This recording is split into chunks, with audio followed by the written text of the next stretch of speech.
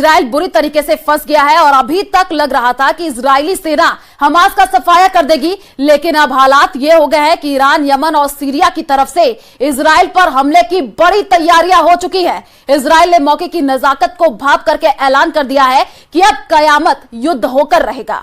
देखिए रिपोर्ट।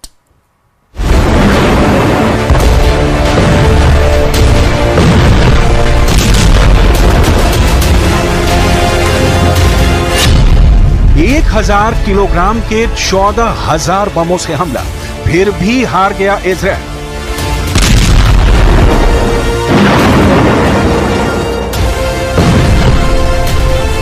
जो इजराइल दावा कर रहा था कि महज 60 दिन में हमास का सफाया कर देगा, वो इजराइल 9 महीने बाद भी अमेरिका और पश्चिमी देशों से जंग के लिए हथियार मांग रहा है।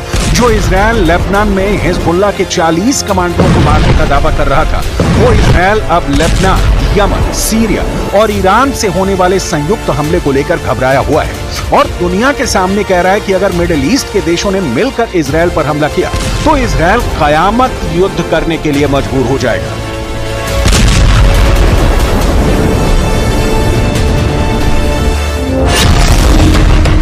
अब होगा कयामत युद्ध, ईरान, यमन, सीरिया से ट्रिपल जंग।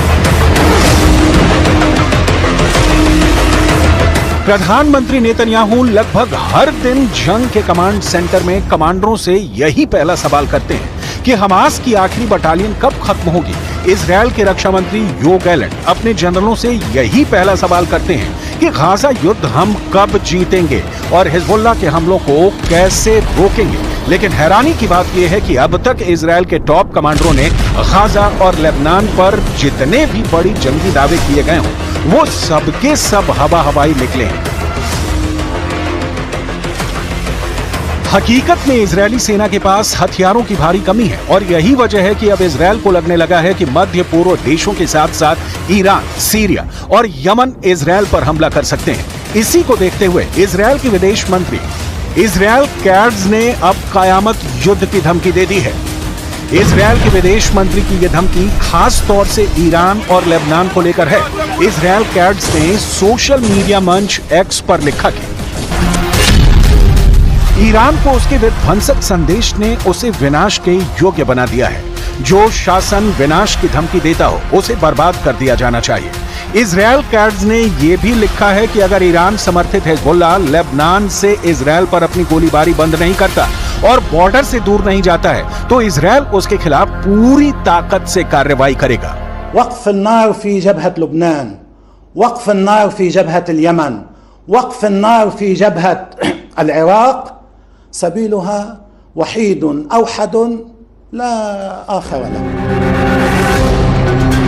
अगर हम पिछले 24 घंटे की बात करें तो इजरायली सेना ने गाजा पट्टी में भयानक हमले किए हैं। रफा, जबालिया कैंप, खान यूनुस में इजरायली सेना ने चुन कर टारगेट तबाह किए हैं। दावा किया जा रहा है कि दक्षिणी गाजा में हमास की आखिरी बटालियन के करीब 10,000 से ज्यादा हमास के लड़ाके मौजूद हैं जो इजरायली सेना पर सटीक हमले कर रहे हैं। टैंक, माइन, रॉकेट और एंटी टैंक मिसाइलों से इजरायली सेना पर घातक हमले हो रहे हैं। यही वजह है कि अब इजरायली सेना हमास के लड़ाकों को मारने के चक्कर में फिलिस्तीनियों को भी मारने के लिए मजबूर हो गई है। पिछले 24 घंटे में इजरायली सेना ने कम से कम 40 फिलिस्तीनियों को मार दिया है, जबकि 224 फिलिस्तीनियों के घायल होने की खबर है। अब तक गाजा पट्टी में 37,834 फिलिस्तीनी मारे जा चुके हैं, जबकि घायलों की संख्या 86,858 तक पहुंच चुकी है। दक्षिणी गाजा के रफा शहर और पूर्वी गाजा के शुजाया में इजरायली सेना ने जमकर गोलीबारी की है। रफा में तो एक ही परिवार के 6 लोगों की मौत हुई है। इजरायली बमबारी में पश्चिमी रफा में एक ही परिवार के 6 लोगों की मौत हुई है। इजरायली सेना खान यूनुस के पूर्व में अबासन और खुजा सहित कई शहरों को तोपखाने से निशाना बनाया है। היבשתית, האווירית, מחזקים את מערכי המודיעין ונערכים לכל אפשרות. צריך לזכור את המצב הבסיסי. המצב הוא שחיזבאללה פתח נגדנו במלחמה, גם אם מוגבלת, ב8 באוקטובר, יום אחרי חמאס, ומאז הוא לא עצר אותה. ובמובן הזה יש לנו חובה לשנות את המצב בצפון. अब होगा कयामत युद्ध, ईरान, यमन, सीरिया से ट्रिपल जंग।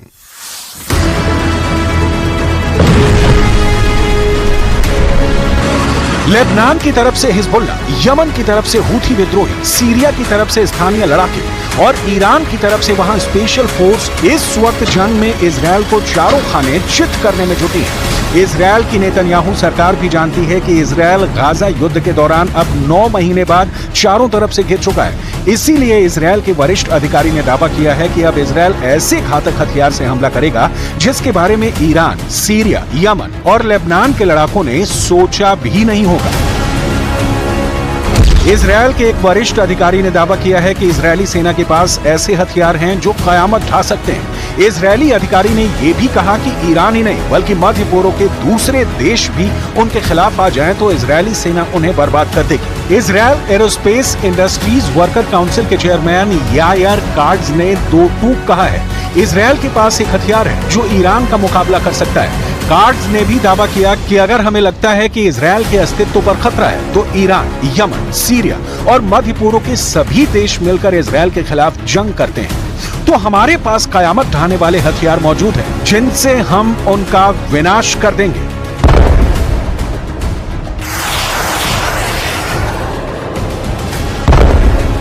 हालांकि हिजबुल्लाह चीफ हसन नसरल्लाह बार बार इजरायल को धमकी दे रहे हैं कि हिजबुल्लाह के पास ऐसे हथियार मौजूद हैं जो इजरायल का विनाश कर सकते हैं। حصلنا على أسلحة جديدة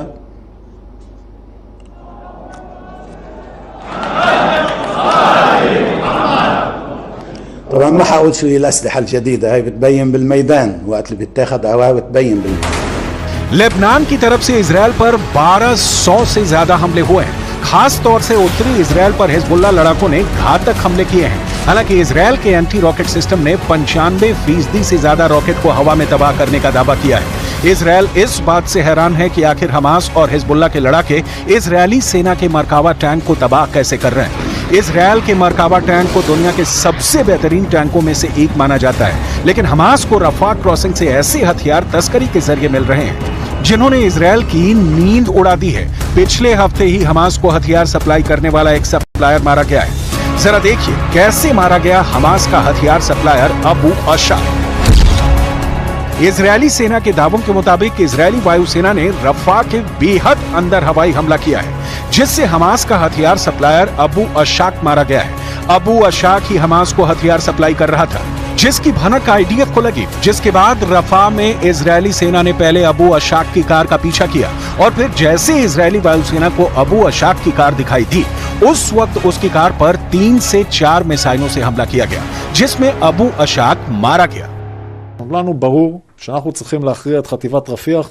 אני חושב שהמשימה הזאת מתקדמת באופן נחוש, מקצועי לצערי, גם לצד המחיר הכבד ששילמנו היום, ההישגים ברפיח של אוגדה 162, פיקוד הדרום, הישגים משמעותיים מאוד, וכן, אנחנו מתקרבים לפירוק חטיבת רפיח. 9 महीने से चल रही खूनी जंग के बावजूद हमास खत्म क्यों नहीं हो रहा है? इसकी सबसे बड़ी वजह है अबू अशाक जैसे हथियार सप्लायर जो लगातार हमास को हथियार दे रहे हैं। जरा सोचिए, अबू अशाक हमास को कैसे हथियार सप्लाई करता है। आतंकी अबू अशाक हमास को हथियार की तस्करी करता था। अबू अशाक 7 अक्टूबर 2023 के बाद से ही हमास को रफा क्रॉसिंग से हथियार सप्लाई कर रहा था। खबर यह भी है कि अबू अशाक अंडरग्राउंड टनल के जरिए हमास को हथियार पहुंचा रहा था, जिसकी खबर आईडीएफ को लग गई थी। गाजा पट्टी में आईडीएफ इंटेलिजेंस की तरफ से दिए गए इनपुट के आधार पर इजरायली वायुसेना ने एयर स्ट्राइक की जिसमें आतंकी अबू अशाक मारा गया। इजरायली वायुसेना ने रफा में रात भर रेडी टू फायर रॉकेट वाले एक लॉन्चिंग साइट को भी तबाह कर डाला है। इसके अलावा हवाई हमले में मिलिट्री इंस्टॉलेशन, आतंकवादी सेल और अंडरग्राउंड टनल को तबाह और बर्बाद किया गया है। يجيبوا لقمة عيشهم للغزة للتجارة تجار ما لهم في أول ولا لهم في آخر، خبطوهم بالصواريخ. فيش أمان، فيش أمان، فيش عهد، فيش أمان. ده عهد الله بخونه. ناس أبرياء، ناس شرفاء، ما فيش لهم حاجة. راح يجيبوا تجار يا الله، قتلوا التجار، قتلوا الناس، قتلوا الأطفال، قتلوا النسوان، بهدلونا. يا ربي انا بقول بس حسبنا الله ونعم الوكيل اكتر من كده. पिछले एक महीने से हिजबुल्ला और इजराइल के बीच तनाव अपने चरम पर है। इजराइल और लेबनान के बीच बड़ी और सीधी जंग किसी भी वक्त भड़क सकती है। कुछ रिपोर्ट में दावा किया गया है कि हालात इतनी तेजी से बिगड़े हैं कि दुनिया के 10 देशों ने अपने नागरिकों को चेतावनी दे दी है कि जितनी जल्दी हो सके लेबनान को छोड़ दो। कई देशों की एडवाइजरी इस बात का संकेत है कि इजराइल के उत्तरी बॉर्डर पर कभी भी जंग भड़क सकती है। जर्मनी एम्बेसी ने अपनी वेबसाइट पर एडवाइजरी जारी करते हुए कहा कि जल्द से जल्द जर्मन नागरिक लेबनान को छोड़ दें। अगर हालात बिगड़ते हैं तो एयर ट्रैफिक रुक जाएगा। ऐसे में नागरिकों को निकाल पाना हमारे लिए मुश्किल होगा। वहीं अमेरिका के national security adviser John Kirby ने मीडिया से कहा कि हम लेबनान के साथ तीसरी जंग को रोकने की कोशिश कर रहे हैं। हम चाहते हैं कि जंग के लिए एक और मोर्चा न खुले। नीदरलैंड के विदेश मंत्रालय ने कहा है कि डच नागरिक लेबनान की यात्रा करने से बचें और वहां रहने वाले नागरिक जल्द वहां से बाहर निकले। इसके अलावा कोबैत ने अपने नागरिकों से लेबनान छोड़ने को कहा है, जबकि कनाडा ने साफ साफ अलर्ट करते हुए कहा है कि उनके नागरिक तुरंत लेबनान छोड़ दें। जबकि उत्तर मैसेडोनिया ने भी अपने नागरिकों को तुरंत लेबनान छोड़ने को कहा है। कुल मिलाकर गाजा युद्ध पूरे मिडिल ईस्ट में फैल चुका है। अब देखना होगा कि अगर इजराइल पर चारों तरफ से हमले होंगे तो इजरायली सेना इसका कैसे मुकाबला करेगी।